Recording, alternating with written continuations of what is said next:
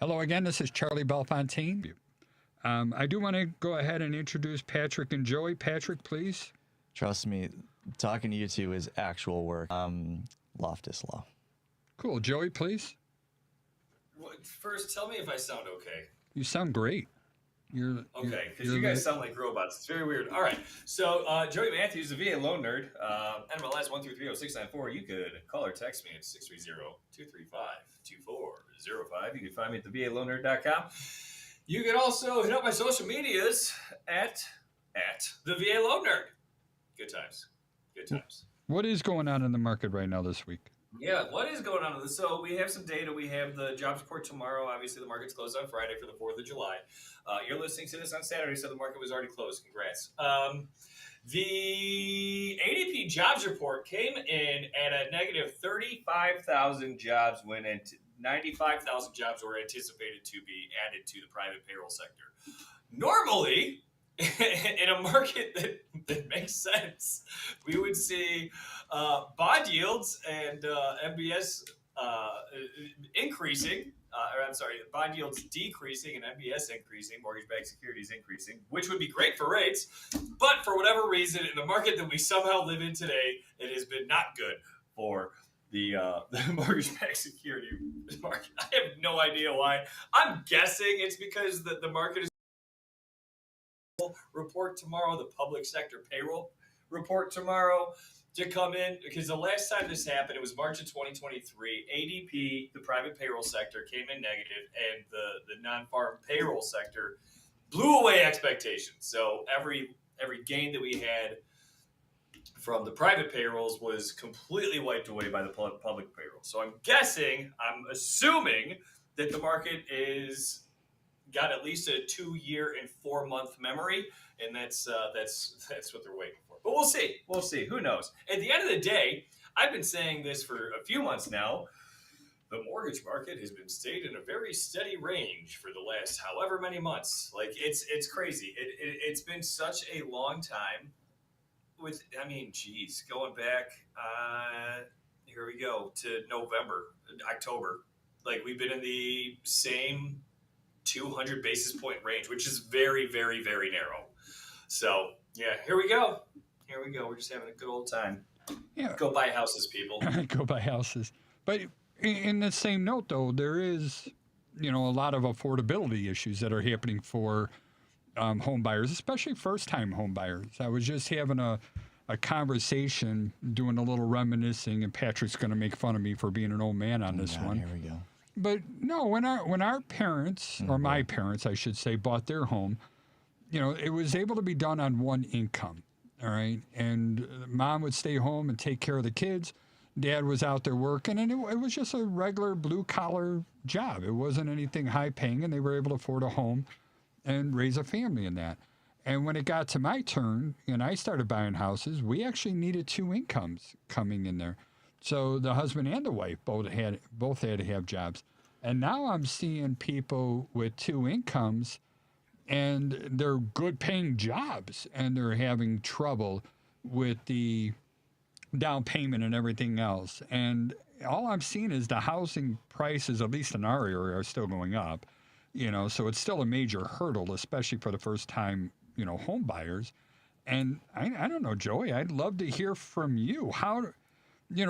What sort of solutions do you have that can help somebody under these situations, and what can change? Because sooner or later we're going to be pricing everybody out of houses altogether. No, we won't. Come on. Anyway, you don't think so? How is that even possible? What do you mean? It's a supply and demand thing. If nobody can afford houses, there's zero demand, and the value of houses will go down. Stop talking common sense. I mean, All right. No, you're absolutely right. So right now, just because everybody can't afford it, I think I hear what you're saying. Okay, first of all, not everybody can't afford a house. Okay, otherwise there would be no houses that are being bought and sold. Or built. And, it's not like I'm looking around and seeing every house purchased by private equity or by some non-human entity that is trying to take advantage of some kind of arbitrage that they're seeing. So, Joey, You did more than 0 loans in the past 30 days, correct?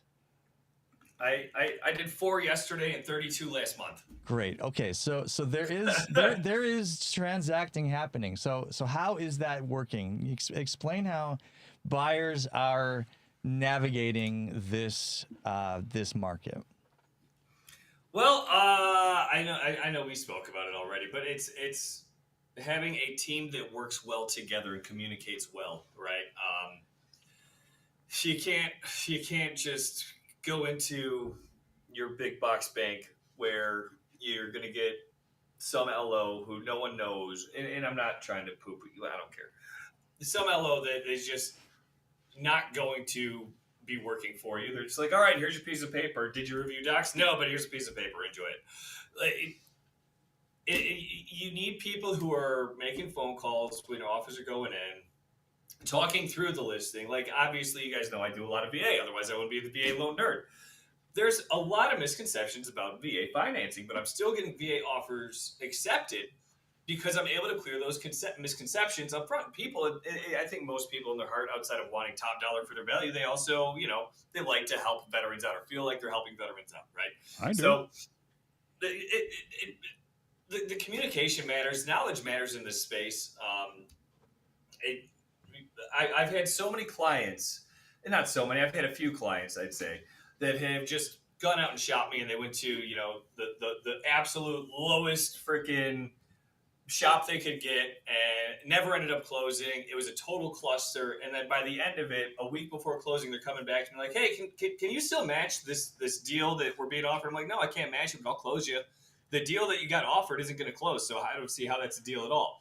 So now they just close with with me.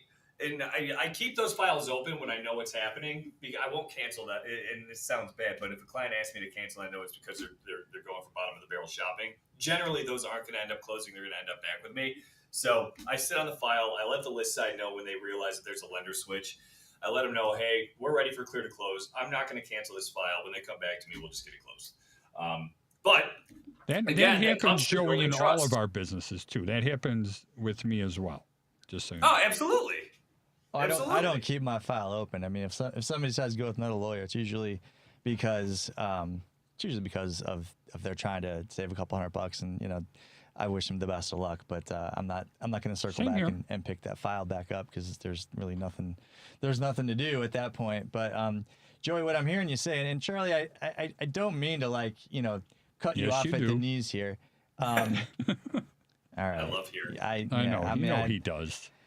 I do. I mean, at any point in time when I can say something that makes me feel like I'm smarter than everyone else, I will absolutely take that opportunity. But no, the point I was driving at is that if you are strictly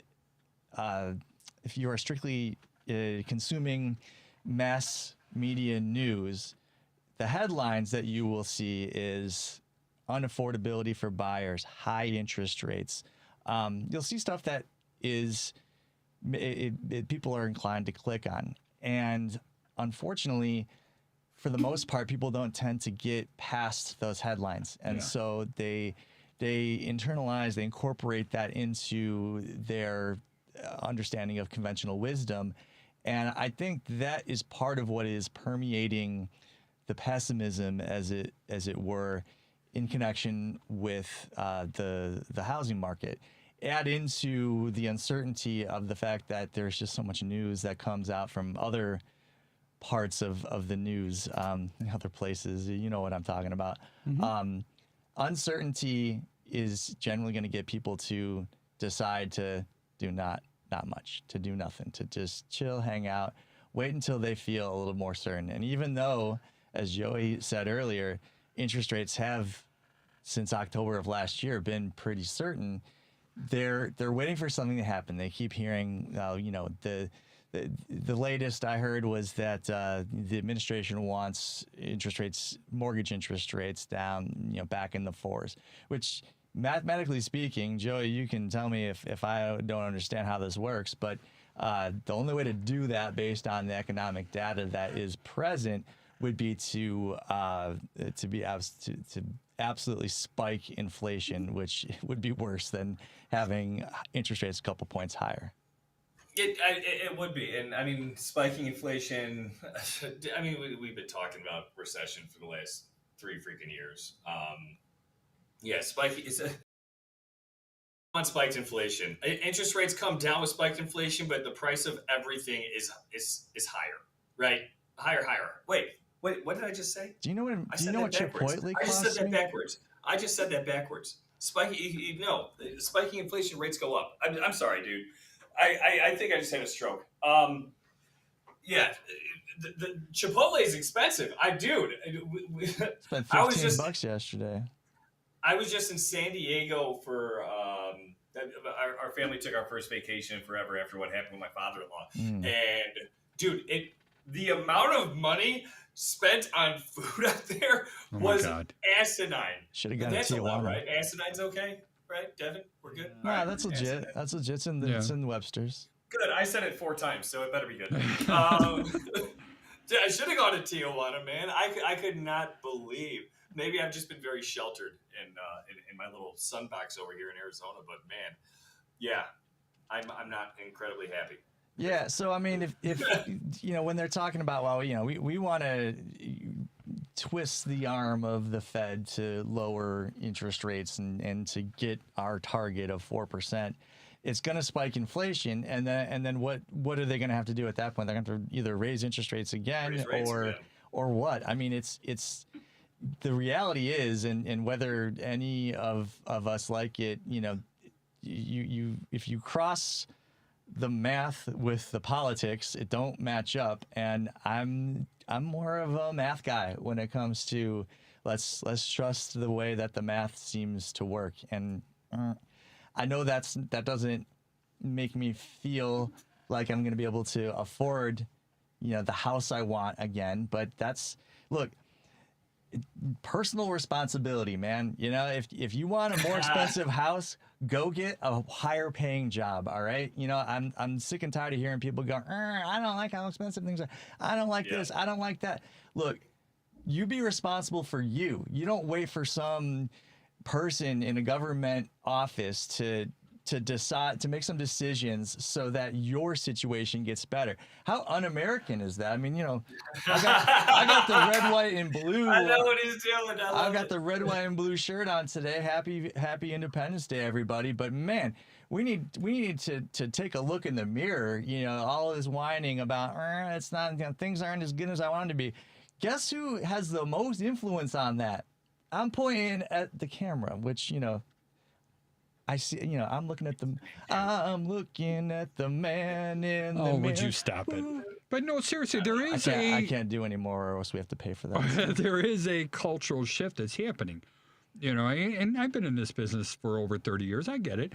And I've never really gotten a lot of complaints where, you know, we miss things and then people are demanding, you know, large amounts of money. And it's almost feeling like, you know, you want to start taking advantage of people and things like that. And they're making things up and it's getting crazy. But and my insurance company, I was speaking with them and they said, oh, yeah, this is nationwide. This has been increasing, you know, with the amount of expectations that people are having. So I don't know if it is, you know, just a tip where people can't afford it and they're getting a little bit desperate and they're looking for someone else to blame. Because when you're talking about pointing the fingers at someone else, you do realize you're talking about my generation. That's our number one complaint against all you youngins.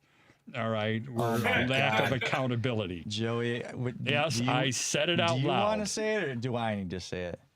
Be careful you of can your... say it because I'm going to restart my clean feed right now because I cannot stand how you guys sound. It's killing me. I'm about to throw up with this boomer talking about how the younger generations are the one that don't take personal responsibility because you guys were the ones that were handed the most prosperous economy. That's what they say. In the history. That's what all the youngins say. You were absolutely on a silver platter handed it. Oh my God. And instead of passing it along as you would to foster the next generation, you go, I like this and I'm going to keep it.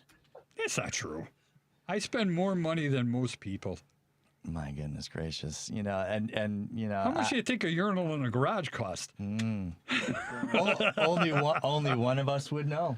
Only one of us would know. Well, how much does it cost since you have it in yours? I mean, I live in a condo, so if I put a urinal at my parking space, You're going to call it a floor drain. it'd be like $1,000 daily fine. It would be. You can't play games in a condo, especially a high rise where. I mean, you want to talk about NIMBY? It's not even NIMBY. It's like not in my hallway, whatever that acronym is.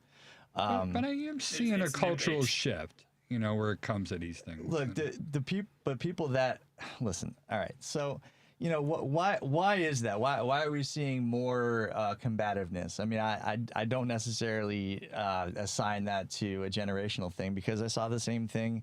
We had a lot more disputes that arose to a level where attorneys got involved when the economy got real dicey back in the mid to late 2000s.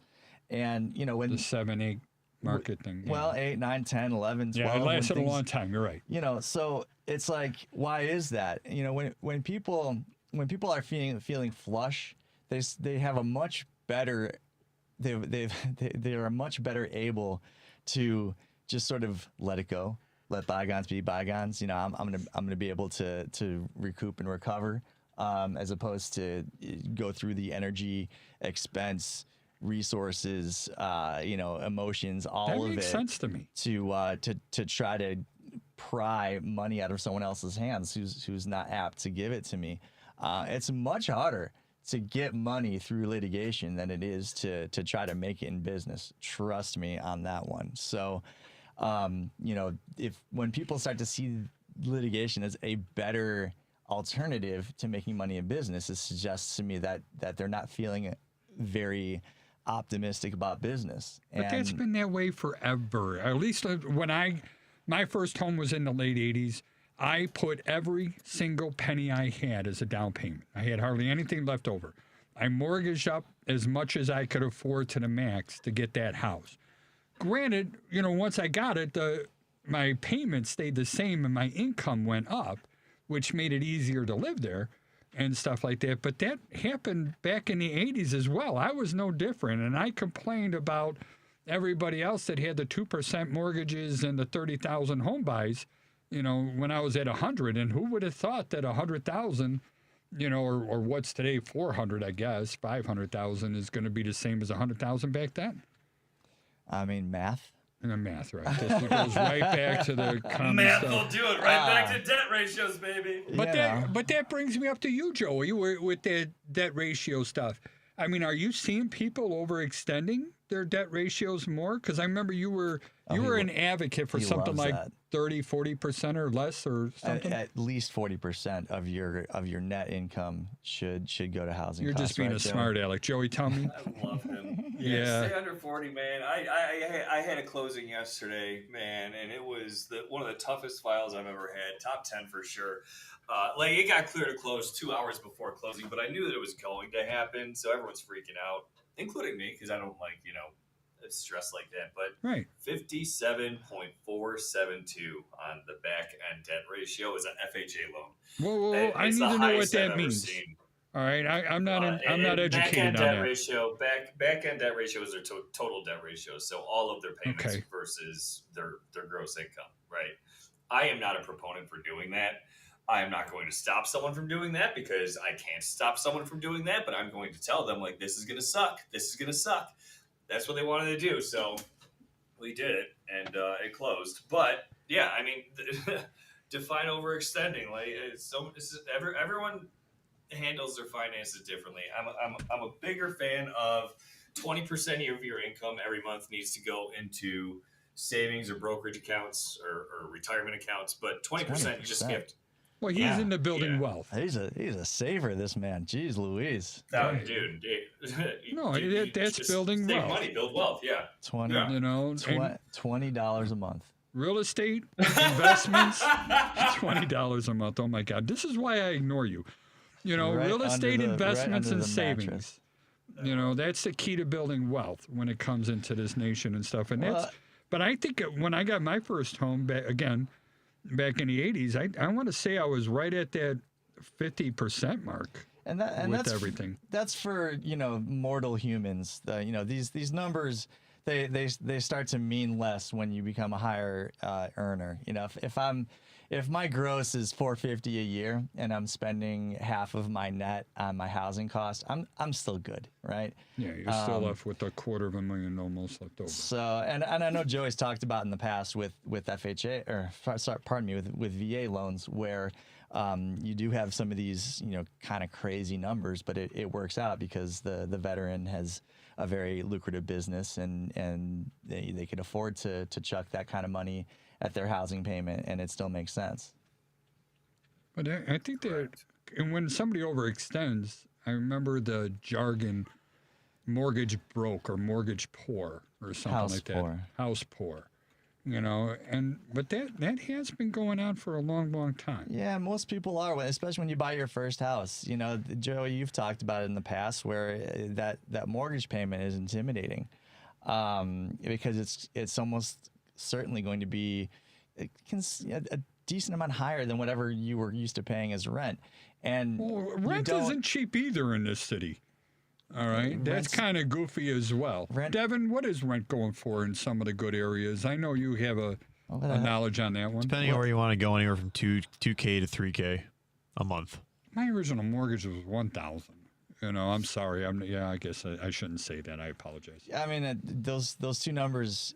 There is so much math necessary to get from one number to the other that they they're not even in the same universe. I mean, but it's still expensive. Well, and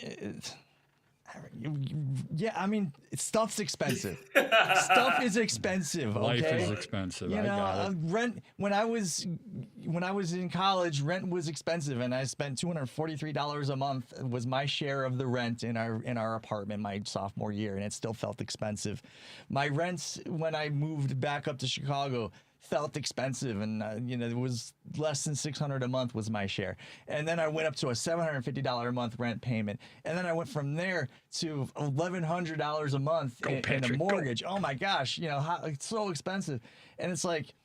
Hey, Joey, I triggered Patrick. Yeah, stuff's expensive. Yeah. I'm sorry. You have to make a sacrifice? I don't care. Yeah, Calm down, Boomer. Jewel brand cola. Pull yourself up by the bootstraps. I'm sorry you can't have your prime. Okay, you're gonna have to mix. Be nice now. You're gonna have to mix the Gatorade powder. Not with the avocado toast. Oh, these avocado toast kids. This is. You know what? That's not my problem. Okay, yeah, no, but we're Figure it gonna out. be losing people Get left a and right better here. job. Why are you so poor? This is your fault for being poor. No, jeez Charlie. almighty. I can't my believe you fault. just said that to me. I love what we got going. I mean, we're I almost want 4 to be a years into this paramedic show. instead of How a crazy is stockbroker. that? Well, that's your fault. You did that. I made more money than some of the stockbrokers, though. Oh, see? Some of those guys were pretty bad. And now he's collecting a pension every month on top of his, regular You're never income. going to be rich in the fire service, but your family will be taken care of for the rest of your life. Yeah, these guys. Yeah, it's just ridiculous. It is ridiculous. But here's the thing, and this is something that rarely it's rare that someone who's jumping from rent to owning can fully appreciate, because the numbers are they're a little hard to conceptualize, and that is when you go from rent, you're going to be using a standard deduction on your income taxes, and you're in that sort of default space. Whereas once you buy now, and it's changed since they upped the standard deduction considerably, but you're getting to a place where you can start to itemize with mortgage interest, with property taxes, especially here in Chicago area, as high as they are, insurance, and whatever else.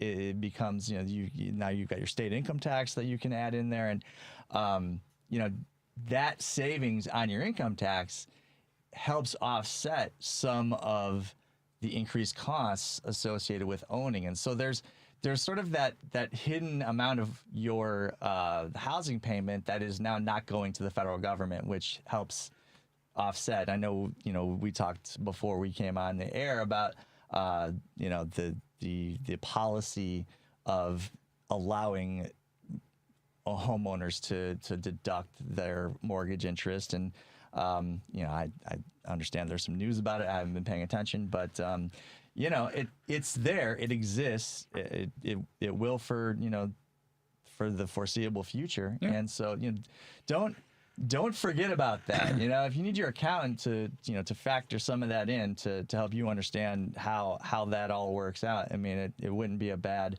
exercise just to understand that aspect of the difference between owning and renting. And if I could surmise everything that we just, kind of chatted about, made fun of each other about and stuff like that, nothing has changed. All right? Everything has been like this for the beginning. The people that have entered the home ownership field, they are overextended. That has been a normal thing.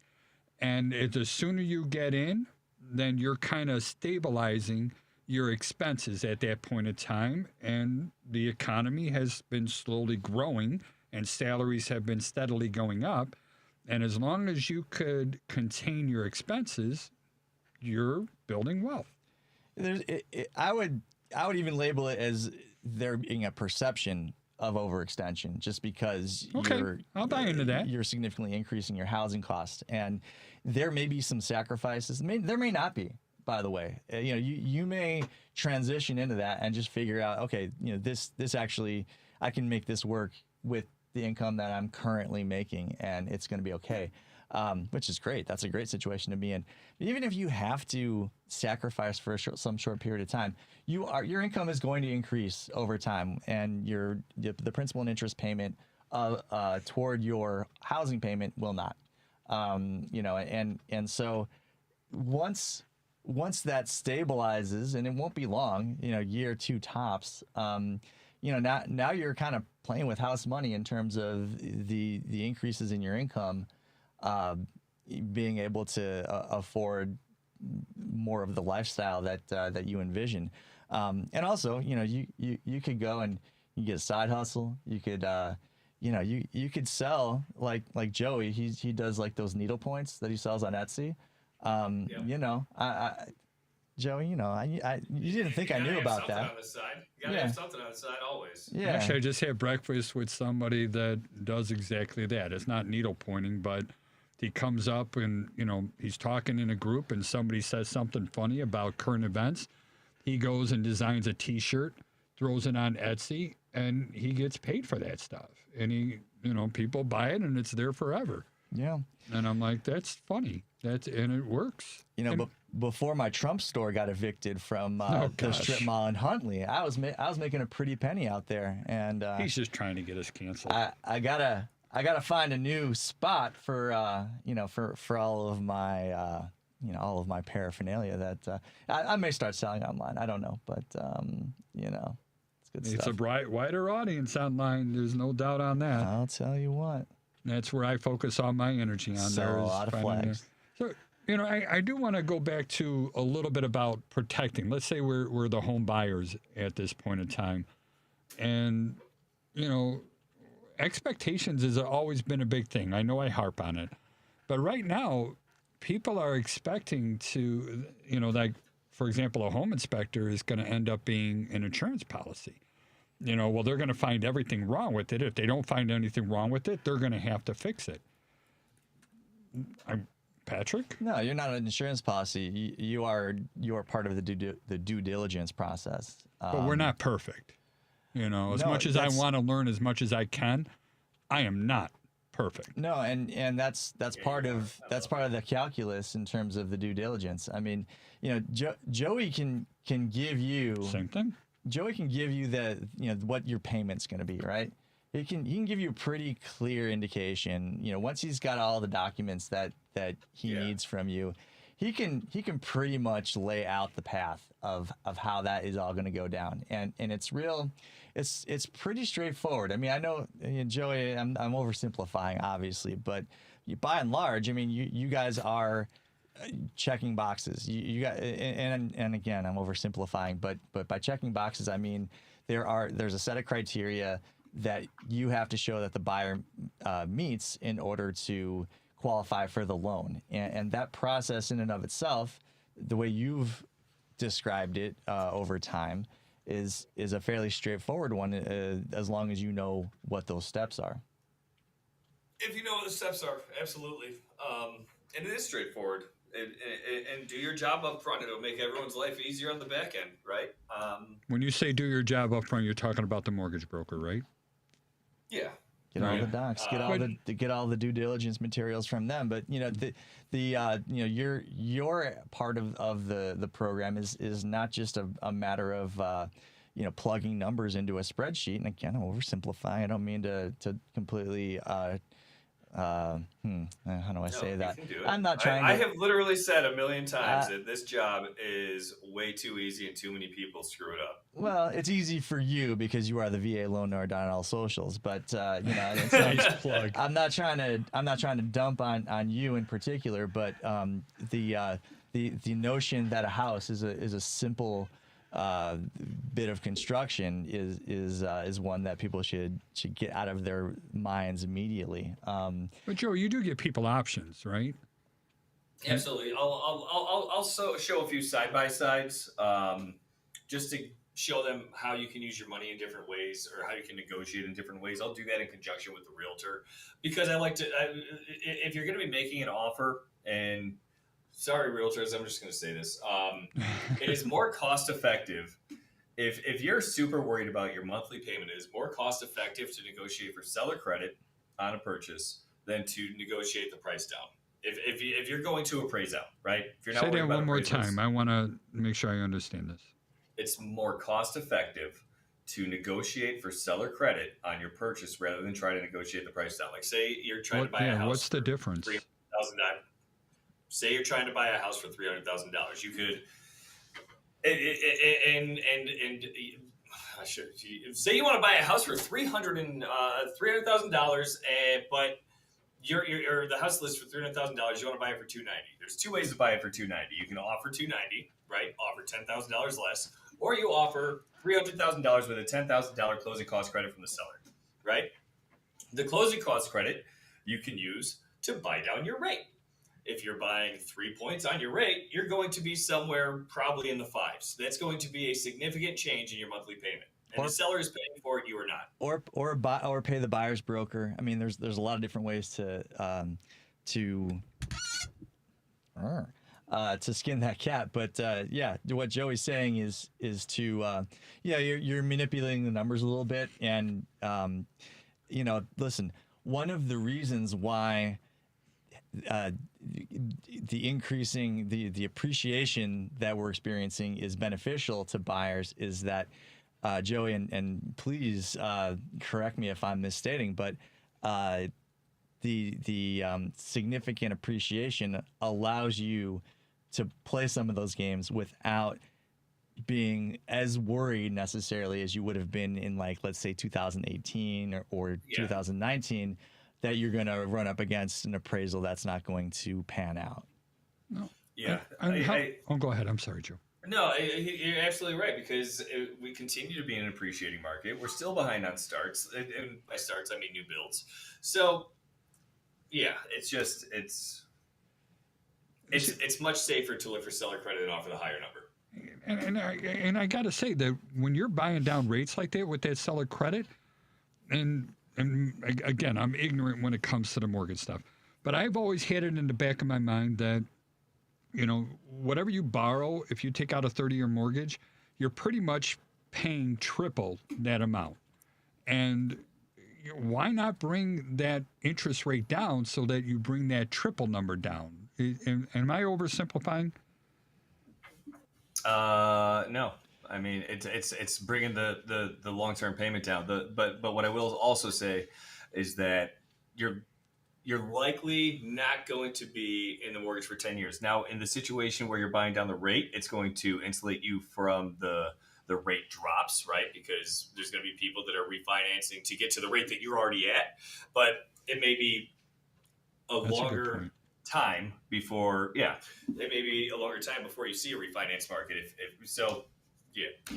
Well, listen, that's not a bad thing. Hold on, we're missing a big piece of this, okay? Because there is a other side of this coin, which is if I'm buying the home for $10,000 more, I have an additional $10,000, give or take, in principal balance to pay off when I go to sell.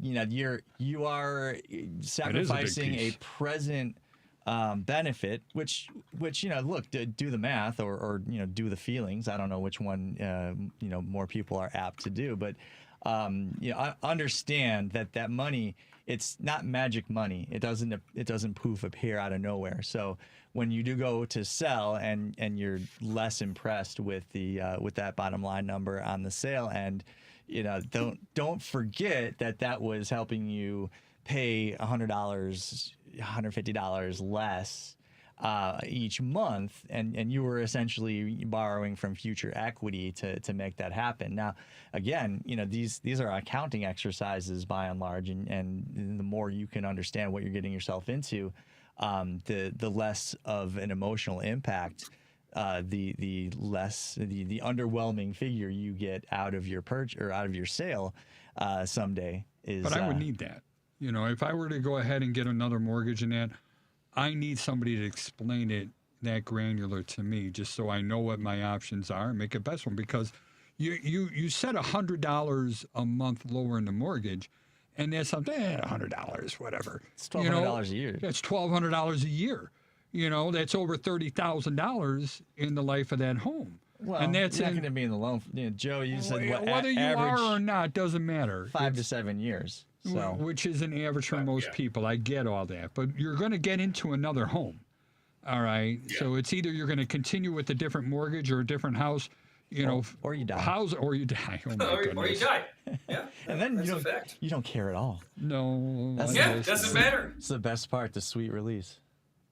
I don't even know how to respond to that. You know, I really hear good don't. things. But somebody has to pay the bill. That's the most marine thing I've ever heard Joey say. The VA loan nerd strikes again. Unbelievable. But yeah, I just don't understand what's going on with this cultural shift, though. I really don't. It's not a cultural shift. It's the ebb and flow of it. I told you, okay. This was all in existence back, you know, when people were feeling, you know, less secure about their financial state. Yeah, look, like I said before, and I'll repeat myself just because, you know, sometimes I have to, you know, because, you know, I'm so smart. But Yes, it really is. Look, when people feel good about their financial situation, they're less apt to get hung up on, you know, little things. You know, it takes, and I know this from experience after experience of trying to recoup money through litigation. And I'm not saying there's not a place for litigation in this world, in our society, in our economy. There absolutely is. Otherwise, I mean, shoot, I'd have to go find something else to do. Even though I don't do litigation, you know, they're just the supply and demand of lawyers. You know, I need those people going to court so that they can leave me alone and do my thing. But it's not there are usually a lot of attorneys out there. Litigation is usually lucrative for the attorneys. Always. That's they're the ones that really make the money on all these. If you, as a litigant, end up, you know, positive in your pocket from the litigation, and certainly if you account for not just the attorney fees and costs, but also the time, energy, effort, emotion, then you got very lucky. I mean, it's typically, you know, if you're not on the losing end, even if you are on the winning end, a break even is a perfectly acceptable result from litigation. And you know, why is that? I mean, why is it that most people who are going to get engaged with protracted litigation are wealthy people? And it's because, you know, they're the only ones that can afford the lawyers to go do it. And any other area of law where you're trying to recoup, you know, on a contingency basis or something else. I mean, you know, there's it's set up differently, but you know. Yeah, in a personal injury context, you can end up making zero. You know, so those. And then there's also that old deep pockets thing when you're on the other end of it. You know, if somebody feels that you have a lot of money And as you mentioned earlier about being flush, they might think, oh, that's an easy way to get a little paycheck and stuff. But Yeah. I think over time, there's that there has been a cultural shift as far as nuisance settlements, right? There was a time when it was much easier to get someone to chuck you a few bucks to go away, and that is a lot harder these days. It's very difficult to write a demand letter and just get a $3,000 check in response or whatever it is, making up numbers. But yeah, but when someone offers you a $3,000 check, you're supposed to tell them I want 6. well, That's when you get nothing. Well, here's the thing, and to get 6, you might have to wait 2 years and pay your attorney 12. And the insurance companies have had their nerds working on the math. They know how to do it. Well, I mean, they've also lobbied and got exceptions to certain rules. For example, the big one is that there's an exception to the rule that law firms must be owned by someone with a law license. In that insurance companies are allowed to own their own law firms. That has been something that has eroded in terms of That's interesting. our circling the wagons against the outside interests. I mean, that happened years and years ago. But there are increasing and the push is toward allowing for like private equity, for example, to own a law firm, for different non-lawyer entities or people to have ownership interest in law firms. And, law firms and medical businesses, largely, in the professional space require a license to be at least an equity owner of those businesses. But that, the people who are smart with money, they're looking around. They're always looking for a business that's making money, and they go, I want in. And once they are, I mean, it is a dogfight to keep them out because they're well funded and they're very motivated to come get some of your money. Joey, is the private equity buying you guys up too? I would say in the portfolio world, but mostly when you're dealing with private equity, it's investors and you're pushing the housing market into a renter's market. But in my situation, I would say not really. I'm not being affected by it myself. Well, there's yeah. In the real estate space, I mean, there's definitely private equity actors out there. They're buying up our businesses. There's people with loads of money. Well, sure. I mean, dentists, look around. I mean, that's definitely cemeteries. Sure. I mean, they look around. They go, what's a business that's making money? Shopping malls. How can I? Well, that's a different one.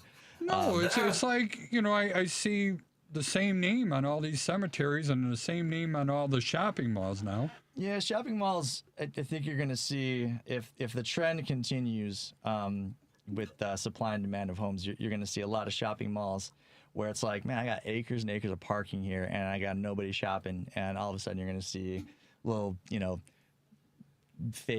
fake, what's the word? You're going to see these downtowns pop up, right? That's what's happening. Yeah. And not only that, but they're building like big apartment buildings right on the malls. So you don't even walk outside. So, and here's another one is, the Loop on LaSalle Street. I mean, I go look at 30 North LaSalle. There's a notice that they're trying to rezone that building. I think they want to put like 300 residential units in there, and there's like 3 other buildings right down there that they're trying to do that with. So, these things are happening. But Joey, let's circle back to the real estate space. I mean, I'm sure you've noticed that for example, Compass picked up at Charlie. Weren't you saying that Rocket picked up Redfin, or maybe looking to pick up Redfin? I mean, well, they said Rocket Corporation bought Redfin. All right, so I mean, they did. Yes, Red Rocket. And Rocket is the mortgage people, right? Is he allowed to say Red Rocket? Yeah, I it's, think it's Red Fit and Rocket. That's their combined name. They're Red Rocket now. Mm-hmm. Wink, wink. Yep. Yeah. Well, I can't say wink. You ruined. Come on. Unbelievable. I have no idea what you guys are You know, talking about at all. Yeah, So. we'll talk later. But right. you know, so these consolidations are occurring. I mean, no, it's not happening to you as we speak, but I wouldn't be surprised if there are some if there's some golfing happening, you know, at various places between people that own different entities that are having conversations about these sorts of things. And you know, this is the time when we're having less secure feelings about the economy, when consolidations are likely to happen. You know, it just makes sense. You know, it's so. Then that's when everything goes downhill. I'm sorry, I'm just not a big fan of all that big business stuff, and That's especially okay. when you put profit over people. And Well- that's my biggest beef. So you know, let me try to find the silver lining here, because you're Debbie Downer over there. Yep. When this happens, you know what happens to big business? It gets complacent. It you know, they lose that startup energy. They lose that feeling that they're trying to conquer the They world. lose their 'Cause reputation. maybe.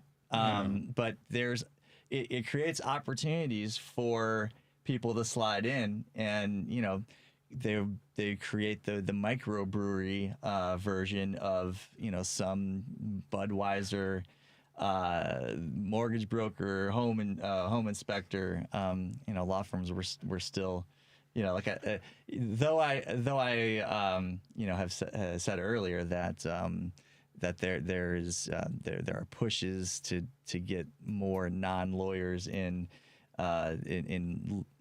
ownership of law firms, that still is very much in its infancy.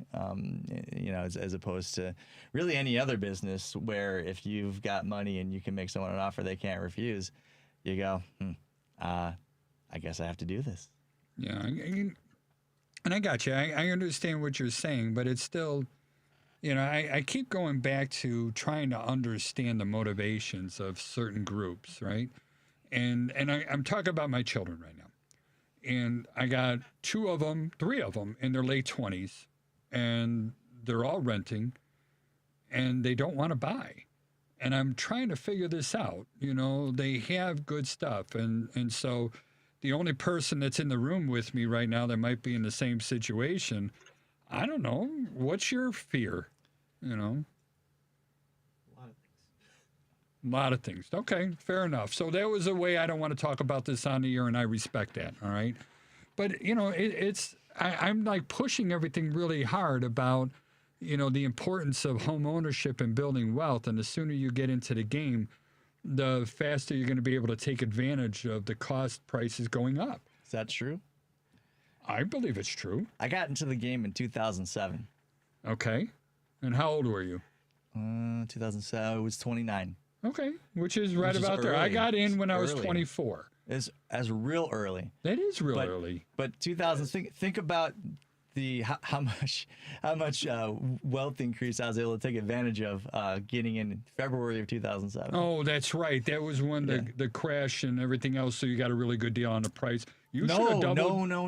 Oh, you got in I got in before. before. I got Right in before. Man, I was no. at, Congrats I on was- your timing. I was at the top of the hill, and I went, you know, right down. no. So, you know, first of all, don't discount the notion that, you know, that your kids have heard all of the horror stories you told about, you know, short selling your place in Bolingbrook, and, course. you know, getting divorced, and, you know, moving into an apartment, and, you know, they hear that and they've internalized that, number one. So it's like, But they've also heard that when I was able to rebuy and get back in, and when everything was low, I made all that money back that I lost. right. And so you have a 40-year track record of observing the ebb and flow of real estate, and so you have all I of still this. don't understand it. What a dummy Well, I you am. you have all of this like personal experience, or, you know, person adjacent experience, and you can view things on a much longer timeline than someone who is not yet 30.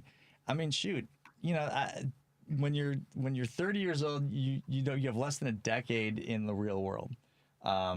You you know, Good point. and that's not enough time for most people to fully internalize, you know, what does a recession mean? What does a hot economy mean? I mean, half of their adult life was spent in COVID, which is like another good point. Which is like a parallel universe. really I is. mean, you know, just think back. I mean, you know, we're all back to our, you know, everything we did before COVID, except, you know, my body's been ravaged by all the alcohol I drank during that time frame, and you know, You're still drinking the alcohol right now. Who are you kidding? I mean, this is some of it's coffee. Okay. Hey, There it is. Huzzah. you know, but really, I mean, I would I don't have the numbers in front of me because you know, I don't do that sort of thing, but I'd love to know, you know, the average age of your first time home buyer. I mean, it's not going to be less than 30. I would bet you.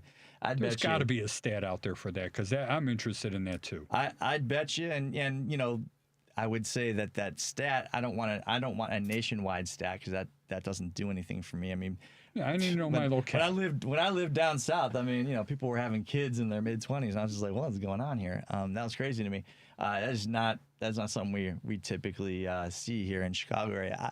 I'd be surprised if it wasn't in mid-30s in terms of when people start to look. And quite frankly, I think there is a lot of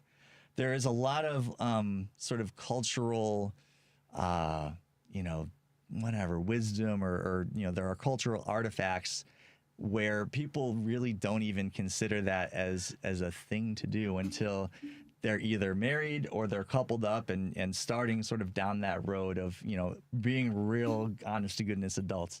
If you're still ending the night at Beaumont's, you know, at 5 a.m., you are not ready to buy a home. Okay. If that's your regular Saturday night hunt, you are not in the mind. You're either a weirdo who hangs out there. Your wants and desires are different. That's the real if thing. you're, you know, a 38-year-old person hanging They want to out have there fun.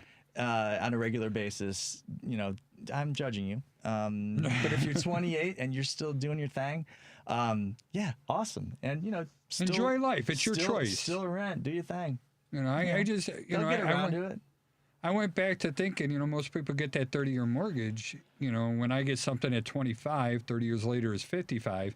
And, you know, I try to, you know, set myself up that I'm going to always keep that mortgage going down, so that even if I make more money, I want to make sure that at the end of that 30-year period, I wanted to be able to be fully paid off. That was my goal, and that's how I focused on everything as we moved up in houses, shortened mortgages, did whatever we did, you know, and do our investment. And it worked, you know, 30 years later, and yeah, I'm happy that I don't owe anything. I would say the housing thing will take care of itself. If I was advising a young person, I would say, look, you know, you'll buy a house when you're ready to buy a house, and I'll be here for you when you are. But make sure whatever your employer is matching on 401k contribution or any of that stuff, man, I know it's not fun to voluntarily lower your take-home pay. Just understand how, you know, money works. You're getting free money, and how the stock market works. It will benefit you enormously. And if you're not in a job that does 401k, set yourself up with an IRA and do the same thing as much as you possibly can. That would be my advice to a younger person. Far more important, in my opinion, to set yourself up when you're younger with those kinds of investments than to worry about the real estate. The real estate will be there. You'll figure it out. I guess. All right, we do need to close up because we went, you know, right up to the end. So please, Patrick. Patrick Loftus, real estate lawyer. None of this should be considered financial advice because I'm not qualified to give it. And if you take any financial advice from me, you will likely end up in, well, as bad a situation as I find myself in usually, or worse. You may do all the bad things and none of the good things. Find me for real estate law advice. I am qualified for that. Loftus_law on Instagram, Loftus Law on TikTok. Follow me on YouTube, Loftus Law. And Joey, please. Joey Mathews, the VA Loan Nerd. Find me at theVALoanNerd.com. Across all social medias as at the VA Loan Nerd. You can call or text me at 630-235-1037. 2405. And my name is Charlie Bellefontaine, Chicagoland Home Inspectors, 312-544-9180. Special thank you to Devin Tingle. He's the producer, even though I picked on him a little bit today. But he